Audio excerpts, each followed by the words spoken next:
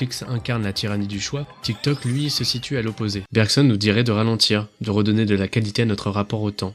Regarder un contenu sur Netflix peut devenir une expérience enrichissante, mais seulement si l'on s'immerge pleinement dans ce moment, sans chercher constamment ce qui vient après.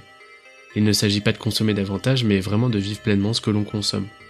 Et c'est en combinant les perspectives de ces deux philosophes qu'on peut voir Netflix comme un miroir de notre angoisse et de notre rapport au temps. D'un côté, le flot infini de choix nous met face à cette peur de mal choisir, de gaspiller notre liberté, et de l'autre, la logique de consommation rapide et fragmentée nous prive de la richesse du temps vécu. Mais Netflix, ce n'est pas une simple plateforme de divertissement, c'est aussi une machine conçue pour maximiser notre engagement. Ces algorithmes analysent nos comportements, anticipent nos préférences et nous incitent à rester toujours plus longtemps.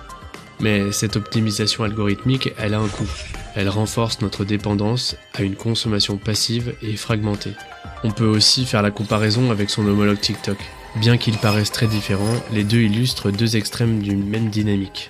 Et c'est la manière dont les plateformes façonnent notre consommation de contenu. Si Netflix incarne la tyrannie du choix, TikTok, lui, se situe à l'opposé, en éliminant presque entièrement le besoin de choisir. Sur Netflix, chaque visionnage commence par un dilemme, comme on a pu le voir. Mais TikTok, lui, en revanche, supprime cette étape. Le contenu défile automatiquement, selon un algorithme qui anticipe nos goûts